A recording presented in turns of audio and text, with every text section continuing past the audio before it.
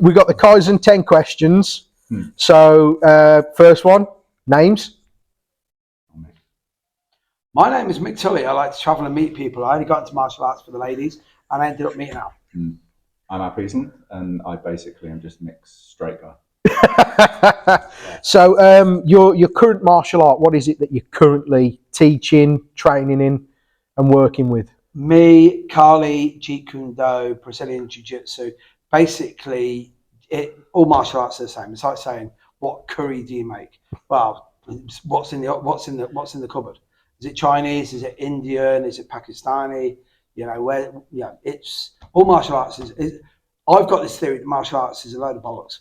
Like literally, what it is somebody's turned around and gone, well, from Japan, it's what people argue differently in Japan, do they? No. People just fight the same way. It's a cultural thing. I enjoy it. It's good crack. Meet nice people. A lot of weirdos in it, me included. But so a lot of Brazilian Jiu-Jitsu at the moment. As you might have noticed, I've got a shiner. So I'm a 55-year-old man who does grappling art where there's no striking, and somehow some guy booted me in the head. So so that's me. Well, I kind of technically retired now. Nobody ever retires. Gets me out of retirement every now and then. So the last art that Mick introduced me 2 years ago was JKD, and spent a lot of time training with the amazing Terry Barnett. The man. And but I started in karate, so I would always consider myself a karateka, even though my belt's still in my bag, but it doesn't even fit now. So it's been that long since I wore it. I'm sure it's shrunk over the years. You can just wear it around your head, mate. But I'm a big believer that if you're not training, you shouldn't be teaching, and so that's why Mick runs the show when we come to stuff like this, and I'm there just to kind of be thrown around to try and keep him on time. Best martial artist I know. And I also believe if every year you don't train, you should give a grade back. It's you don't have to be a world champion heavyweight boxer to teach world champion. Look at Customato. So you'll always have knowledge to share, but I think it's really important for instructors to remain current. And I always said the more I teach, the more I should train. And so at the moment, training is a little bit on the back burner. I go and hit the bag and I work out and I run and stuff, but I'm not in classes. So got a really successful career, travels the world. You know what I mean? Yeah, shit to be out. Trust me. Don't read everything you see in my press. Right, okay. Yeah. Go on our social media, and it's like the one. I actually put this one together because it was Al meeting really proper superstars when he was working in Formula One. So it was Keanu Reeves, it was Gerard Butler, it was. Anton Deck. Anton Deck. No, what's the guy? You don't put those together, do you? Oh, Fassbender. Yeah. Fassbender. And then me and Al did a. We did a. It was a short, small but pivotal part. I'm on about movies now, nothing else. But we did a movie where it was called Snowman. Al was the lead. Amazing Steve Reynolds. The amazing Steve Reynolds, Hollywood Steve. And then there was a picture of me and Al where Al's playing some burnt out PTSD'd up madman. So he's there, and then I'm just some hired. Yeah, you were like hitman and shit. Yeah, it was very short-lived acting career. Yeah, but you see, it's like everything. It's like I could have done it. It's like martial arts right now. I'm gonna show you what real martial arts is. If I'd just applied myself, if I'd have gone into that room with Harvey Weinstein as well, I might have got that part. Sorry, you're gonna have to cut that bit out. Don't keep it there anyway. So he's not really a nice guy. You forgot your lipstick that day, didn't you? Yeah. Harvey wasn't bothered. Trust me. Harvey was working on a higher level, man. He was like, no, you're a victim or a victim. Anyway. He's got so much energy. Yeah. Don't worry, keep it. It's good. All right, so how many years have you been in the martial arts? So I started when I was 12, so about 20, something like that. Now that's harsh. So yeah, I'm 50 now, so I started when I was 12, so I don't know what that is, 38. 38 years.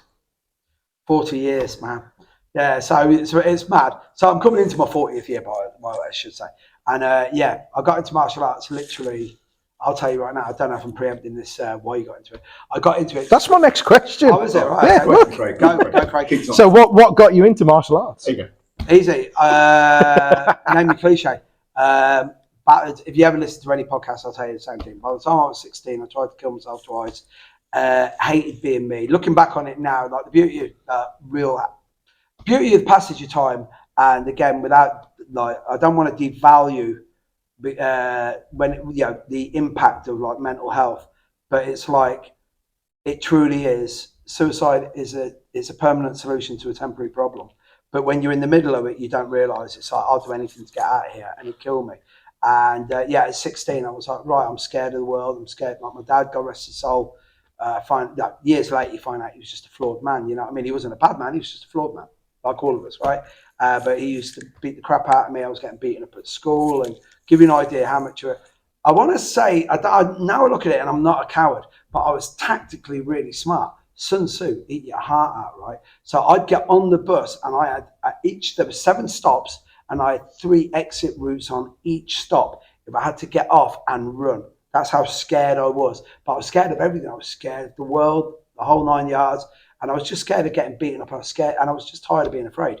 And then I started doing martial arts, and here's the ironic thing: you're getting beaten up by fucking amateurs, right? Sorry for swearing, but you're getting beaten up by amateurs because they're bullies. Because if they weren't bullies, they'd be fighters, right? And then I just replaced that by getting beaten up by guys who actually can fight. So it's pretty shit. Yeah, it's like Friedrich Nietzsche says, what doesn't kill you only makes you stronger. A little bit in the bottom, it fucking hurts. He never tells you that part. Yeah. Staring into the abyss, I got in it, Craig, for nothing more. I want to say it was an altruistic thing, that I wanted to be a better person. I didn't. I wanted to kick the shit out of every single bully that ever got me and do it. And like one guy in particular, saw him 4 times in my adult life. Doesn't make me enlightened at all, but I saw him 4 times in my adult life, and every time I saw him, I beat him up. And did it make it any easier? Yes, it fucking did. I really enjoyed it. And the last time and the thing is now, guy had a really bad life. He's dead. But because I'm such a complacent individual, if I hadn't had a bad time, I think I'd have just had an ordinary life, and I didn't have a great life. And now, when you ask Al this question, I have to come back, because there's a little bit of how me and Al first met. Oh, okay. Al's question's coming in. So let's go for that then, Al. What got you into it? So I was only 12, and I think I just got into it just because of the mystique of it. You're watching films and seeing all these people do amazing things on the TV and stuff. And it was bizarrely, it wasn't until I started martial arts, and it was at that time where you moved from primary school to secondary school, and it was at secondary school that I got bullied. So I was actually already studying martial arts in what was a fierce club with very few youngsters my age. So I was always training against adults. Trained with my sister. She, from the very first day, we walked to the nearest club. We just heard about the nearest karate club, and we went there. We knew nothing about the difference between different styles, different arts. We just chose the nearest thing to us.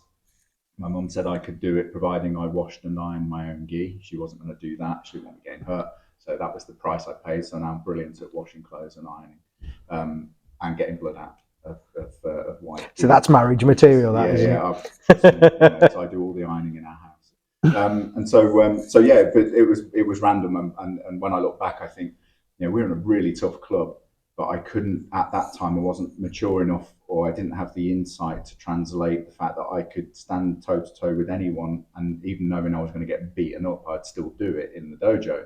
But then I was timid at school and allowing bullies to rule my life, which to the point where I left school as quickly as I could, even though I like to think I'm fairly academic, but I needed to get out of it. Yeah. So I started when I was 12, but I was 14 when I met my brother Mick.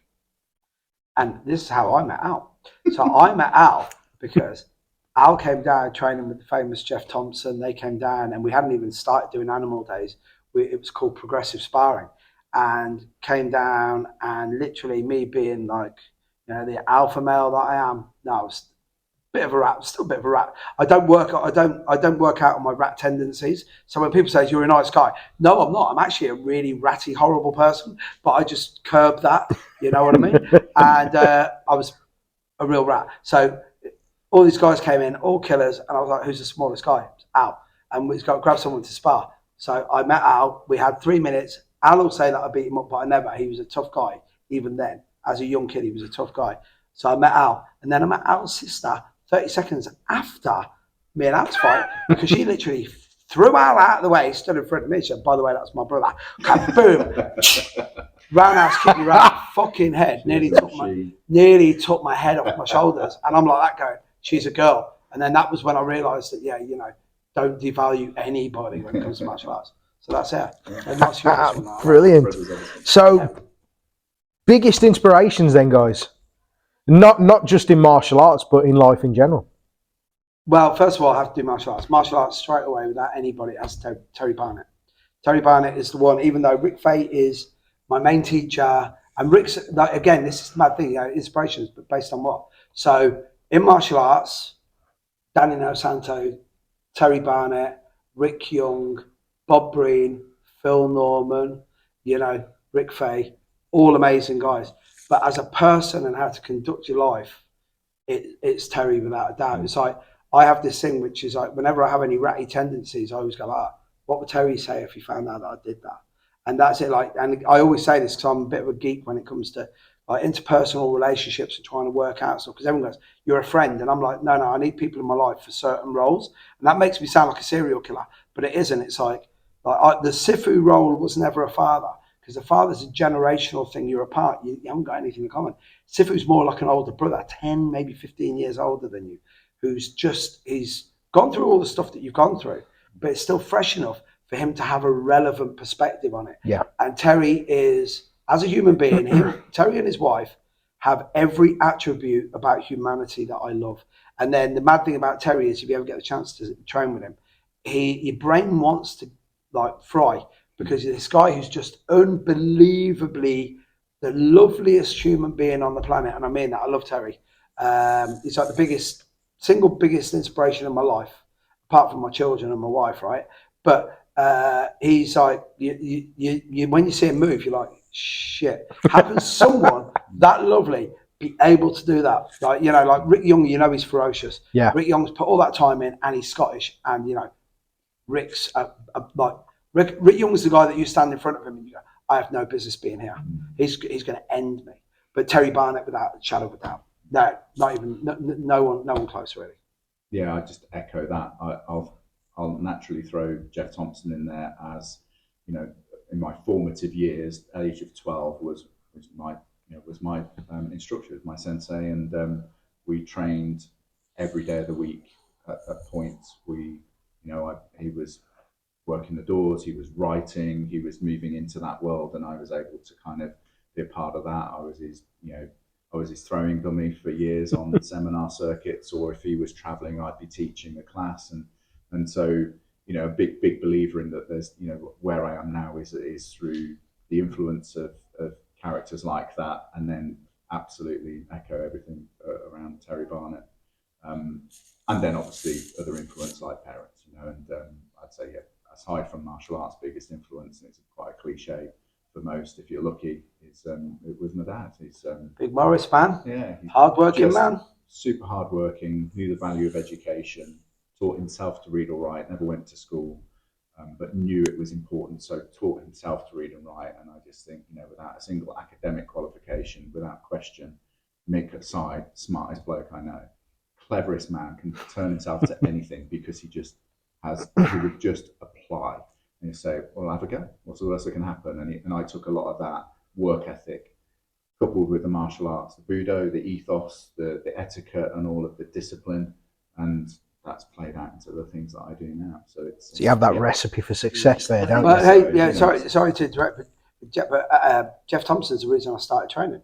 In the book, he knocked out 4 squaddies and watched him about the first edition.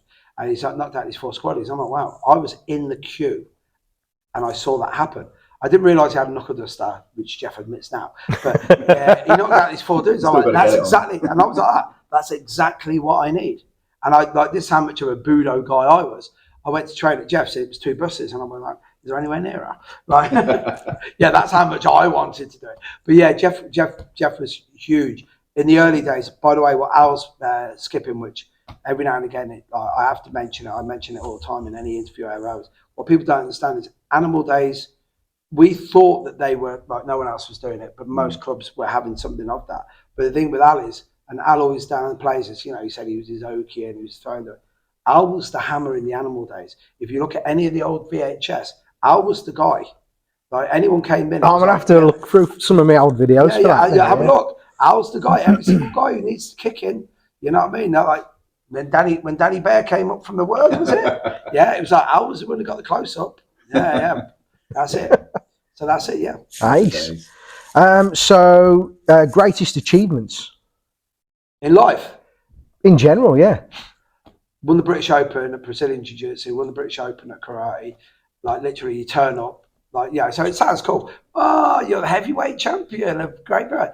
Yeah, I fought every middle-aged man who turned up in a pair of pajamas at the NEC at about 2:15 that Saturday.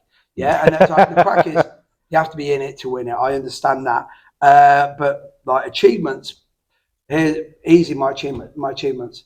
Managed to find a girl that like as I say, I always say this about my wife. My wife knows me, right? She actually knows who I am and still lives with me and loves me. Like, you know, I always make the joke about me being a Ronin and Master of Samurai. Man, I am literally like me and Al. You like my favorite movies. Me and him are like Heat, Tombstone, and like what? You go, you pair of serial killers. You go, yeah, exactly that. Yeah, The Last Dragon as well. But yeah, my greatest achievements, easy. And this makes me sound braggadocious when I say this. First of all, met a woman 35 years ago, fell in love with her, love her more now than ever. We get on really, really well. We have a great relationship. We've gone through all the trials and tribulations of having 3 children. I've got 3 children. My father couldn't read or write. He was an Irish plasterer, right? I wanted to go to university. Now, this will make you smile, right? So kids, don't go to uni. You just get 60 grand's worth of debt and a degree in interpretive dance, which isn't worth a fuck anyway. So anyway, sorry, you might have to edit the swear word out or the debt bit, right? So my dad didn't have that. I wanted to go to uni. Why do I want to go to uni? Wait until you hear this. I was going to do psychology. Why? So I could chat up women more effectively than I was already chatting them up. And I was pretty good. Exactly. That's what I did at NLP, right? We both did that, right? Yeah, the game, baby. Right. So anyway, I didn't go to uni. I did well at O level, did well at A level, didn't go to uni. Why? Because nobody in my family ever went, right? So you want to talk about greatest achievements? Easy. My eldest son is assistant principal, ironically, at the school that Al started karate at, right? No way. Yeah. His wife is assistant principal at another school in Coventry. My middle boy, Charlie, is head of humanities at King's College in Doha, right? His fiance is head of English at King's College in Doha. They both lived over here. My youngest son is head of IT for the Romero Trust of Schools in Coventry, and his girlfriend is a teacher. So what have I done? You want to talk about greatest achievements? This is the bit that make you sound like really cliched, right? When you're younger, you think you're Truman Burbank in the Truman Show, right? And then you realise you're not the main event. You're just a bit part player. But if you do it correctly, guess what? It's that old line, isn't it? The absolute aim in any man's life is to plant a tree that you'll never sit under the shade of, right? And that sounds cliche, but there's nothing more martial arts than that. Yeah? What have I done? Within 3 generations, I've turned a bunch of illiterate farmers, stroke plasterers, into academics who are changing the world. And that's not, I'm not saying that I've done it, but what I did was I helped facilitate that and make that happen. And isn't that what martial arts is supposed to be? Yeah, but you think it's going to be you. It came as a shock to me. Yeah, I had a bit of success with podcasts and stuff like that, writing articles, and then I found out, it's not really going to work, mate. Why? Because you don't want to do it enough. That's the truth. If you want to do it, you have to graft away at it. You're never going to get paid, and it looks good, but then to who? Because it's all subjective, isn't it? You're doing really well, really? Yeah, have a look at my bank balance, mate. I'm all right, actually, so I am doing well. You know what I mean? Capitalism, baby. Anyway, that was my advert for capitalism. I'd add for Mick, and I've been involved in a couple, but I'd say one of the greatest achievements for Mick is, and through the martial arts predominantly, but outside of it as well, there's people still walking on this planet because of Mick's friendship, guidance, love. I'd say that's a pretty good achievement. Yeah, you're right. Don't die, man. Yeah. You know what I mean? You'll have loads of time later. I've still got loads more jokes. You're going to get all that. All that eternal life. Stay here for a little while. Yeah, but heaven might be great. Well, no one's come back yet. There's a really good saying, isn't there? That sometimes you're here to live your dreams, and other times you're here to help others live theirs.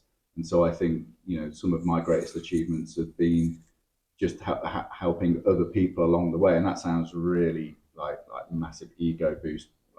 Egotistical, but it's I don't think my greatest achievements are anything that I've achieved for myself. I'll be honest. I always say I'm like 50 years. I'm 50 years into a 99-year project that's my life. So I'm hoping my greatest achievement hasn't happened yet. Yeah. And that there's more to come. who can say? But I think there's definitely achievements of helping others do great things. And I've been really fortunate to help people, hiring people and then helping develop them to move on to new careers and encourage them to find jobs elsewhere and jobs that will take them to the next level, just as we do in martial arts. Train people that, we're fortunate enough who want to come and join us, and then encourage them to go and find their next instructor, the one that can take them to where they want you've to sort go. of got that growth ethos, haven't you? Yeah, but it's about structure. Totally. No one knows it all. And I think any instructor who tries to hold their students to them and lock them in, and you're just doing them a disservice, yourself, the art a disservice. Yeah. And we've lost count of the students that we've said, we can't help you. We don't have it. We don't have what you need next. But let me introduce you to a great friend who can. And just that's why we'll never be rich in martial arts, because we genuinely want the best for our students. Well, I think again, being rich in martial arts, as you said, is subjective. Depends how you measure it, isn't it? Yeah, exactly. You want to be rich in martial arts? Guess what? You're gonna have to start doing kids' birthday parties. It's as simple as that. It's like, right, okay. That ain't. All right. Toughest challenges in martial arts that you faced? Easy, without a doubt, jiu-jitsu. Absolute nightmare. Started it in earnest when I was like 41, 42. Messed around, thought I was actually doing jiu-jitsu. Turned up once, twice a week. Then going in there, getting hammered, getting more hammered. Then, ignorance is bliss when you first start up. So, I don't know if you know, you might have seen the meme, it's easy. White belt, yeah, you do stupid shit.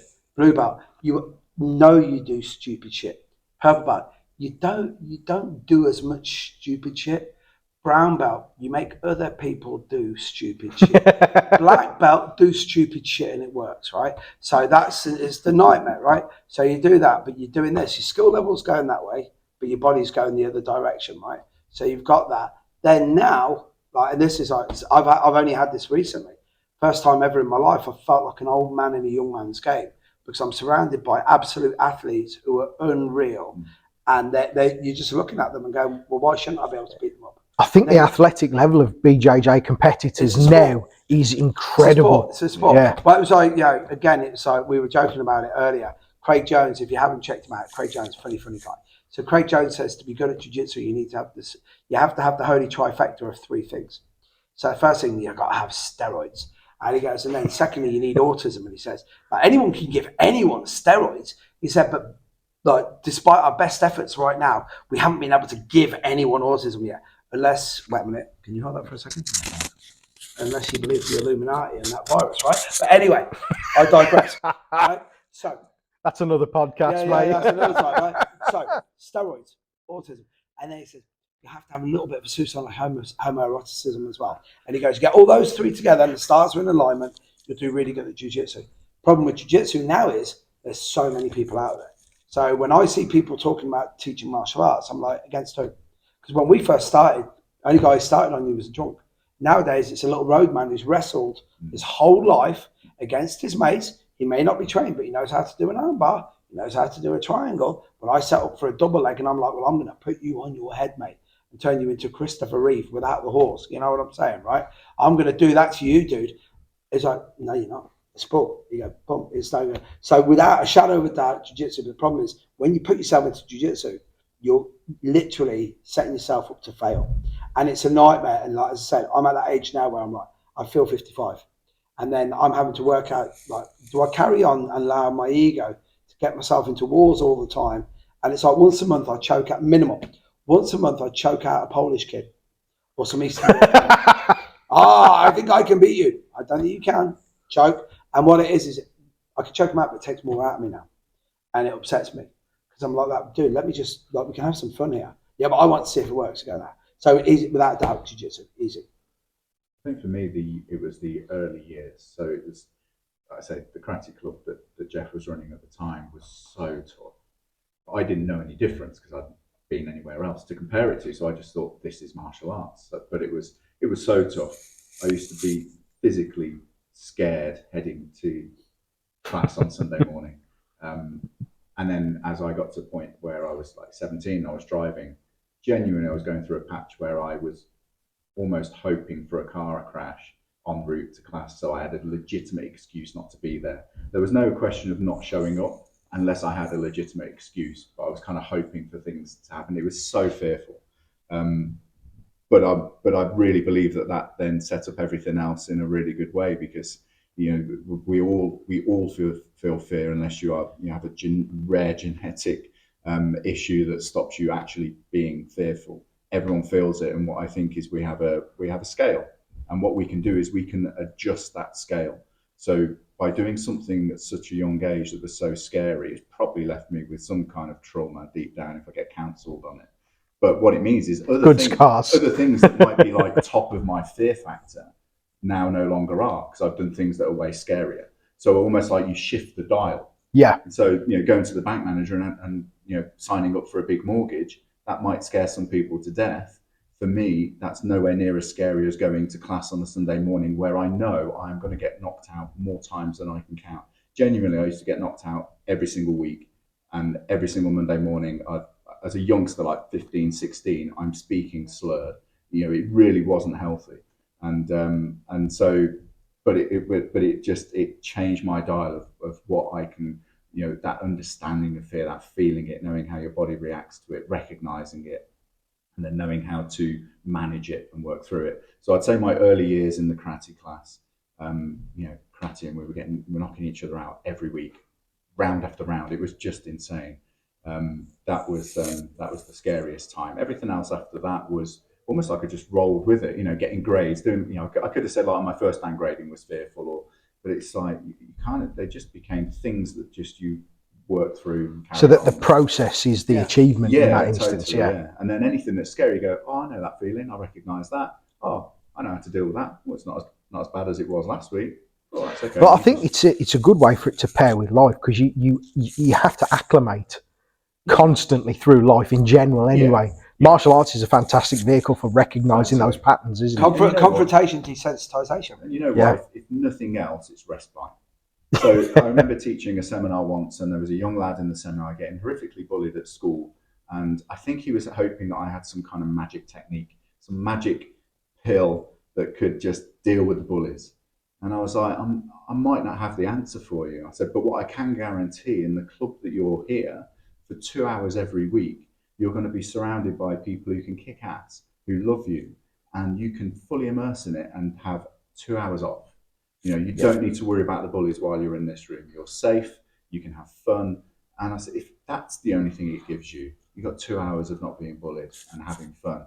Yes, it might give you some tools and skills, but absolute bare minimum, you got some respite. And so it's like, for me, that's the trick. But it's that was a long answer. I'm conscious of time. No, it's all right. Long answer. All right, we'll blast the last ones then. So, martial arts pet peeves. God, that's a long one. No, I won't be. Just inauthentic bullshitters, people who make other people subservient in any way, shape, or form. And it's that whole way you've got to serve it. Yada. No, mate. Just be honest. I haven't got what you need.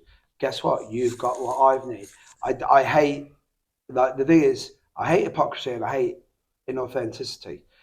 For the simple reason I'm quite hypocritical and I'm not really that authentic. I am now. Trust me.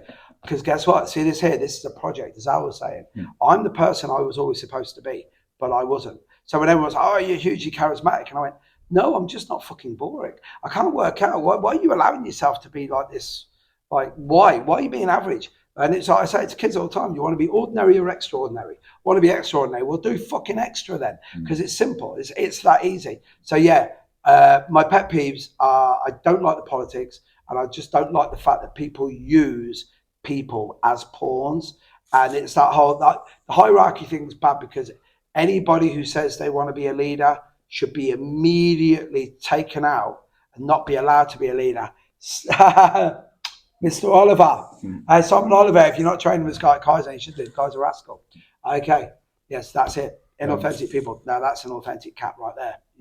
Absolutely agree there. I'd say, crikey, I could be here all day with my room 101s, because I'm in a glass house and throwing stones. None of us are perfect, but I'm a big fan of etiquette, and so I think a lack of etiquette really does bug me.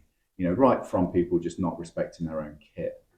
Take the gloves off, throw them on the mat, and it's just like, that for me is, if you can't do the little things right, that's a really bad sign. It's it's the little things that are really important. It's those small cracks in a foundation Totally. that causes the whole house to collapse. It gives me an insight to the character, and so etiquette for me, and I think the other one is just people selling nonsense with no background, no credibility to back it up. If you're selling an art, sell the art. Don't try and package it up as something else to get more sales. Especially if you've never made it work yourself. Yeah. And so that's me talking from like that reality-based side. But I think just we're getting absolutely trolled by Simon Oliver. Yeah, that's Simon Oliver, a legend, legitimately. I'm planning this. I tell you what, as he's getting older, he's really like. He's got the old moustache guy. He looks like a Bond villain, but like he'll tell you that is a crafted thing that he's done. Honestly, yeah. Whiskey, cigars, and moustache aficionado. Yeah. Unreal. They're the ones that I'll share for now. Okay, so we've all got at least one biggest celebrity influence in martial arts. Celebrity influence in martial arts. I don't really know any celebrity martial artists other than Mr. Tully. He's the biggest martial arts celebrity I know, and he genuinely is my biggest martial arts influence. So, aside from Toby. He's blushing now, yeah. Believe it or not, biggest celebrity influence. Here's the mad thing, right? So you teach Jeet Kune Do, Mick. Yeah, you're a big Bruce Lee fan. No, not really. What, you're not a Bruce Lee fan? No. Well, it sounds like a bit of a dick, really. He's like, what? I said, yeah, he was arrogant. He was 32-year-old. Most 32-year-old guys I know, I don't really like them. They're full of shit. You know what I mean? Especially in today's society, right? So, well, I'm going to be a CEO. I'm a high-value male. And you're like, dude, you're 32 and you're listening to Andrew Tate. You're a mug. And I'm convinced that Bruce Lee would be listening to Andrew Tate or talking Andrew Tate stuff, right? So it's like, so what did you get? Who got you into martial arts?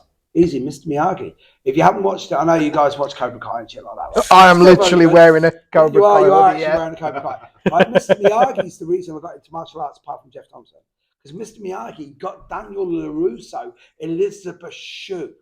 Like that, talk about a wingman. He got Elizabeth Shue to go, and he went to the prom dressed like a fucking shower. And he got his fence painted for free. The whole 9 yards. Yeah, so yeah, maybe him. In reality now, today, Tom Hardy's like, he impresses me because he puts it on the line. And he's legitimately tough. Cavill's doing a lot of training now. Statham's doing a lot of training. Really good. I call him a celebrity. He'll be raging when I say this. But Mark Ormerod, if you want to, like somebody who really, really like Rammers, really impresses me. He's got one arm. He's a purple belt jiu-jitsu. And as I always say to him, fucking thank God he's only got one arm because he can strangle you with the one that he's got. They talk about a guy who's he's overcome adversity. So yeah, Mr. Miyagi, Mark Ormerod. How you like that, Rammers? Yeah. All right, last question then, number 10. Best martial arts event in the UK?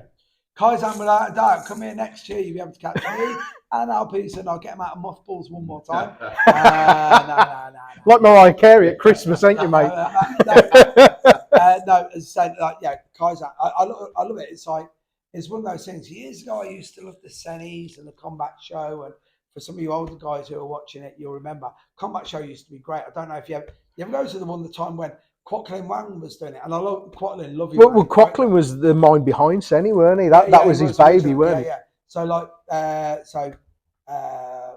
so Joe Long was a big noise back in the day when he took over Seni and did it. So Mark Ormerod did it, and he was doing it with this guy Paul Clifton. And do you remember Paul Clifton? Yeah, remember Paul Clifton. So this guy Paul Clifton, you don't know what it is. First time I ever met him, I actually asked him, was he Amish? Because he had the beard, but he didn't have the moustache. So nowadays, you just like, you go, all right, mate, you eat pork. You'd say that joke to him now. But back in those days, yeah, death to the West. That was a bit of banter, that was. But he looked like he was Amish, right? So we turned up, and he's like, I've got Randy Couture here. We've got, everybody, like George St. Pierre, all these names. And I'm looking at this poster, and I'm going, personal appearance wise, to get the guys that are on this poster, and it had at the bottom, appearances subject to change. And I went over there as a punter, as a tourist, just because I wanted to see who was there.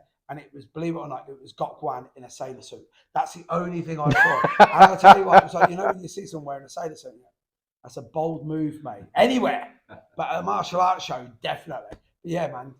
Doc had some drip. But yeah, definitely. I'll tell you right now, without a doubt, what Lucci and Matt are doing is ace because it's grassroots. Right people are there.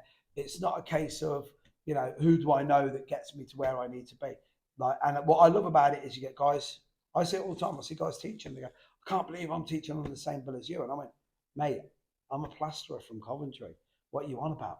They say, yeah, but I read all your articles. And I'm like, and? Yeah. There's two types, like you can be famous or infamous, right? Oh, you're famous. Yeah. I know another couple of people who are famous, so I can't say it now. All right, I will do. Peter Sutcliffe, he's famous. You wouldn't want to be him, would you? I used to play for the Red Wings, right? Best show? Well, obviously Kaizen. Obviously, Kaizen. That's it. That has been Mick Tully, At Peasland. Thank you for your time, Thank you guys. very No worries. And we'll catch you at the next one.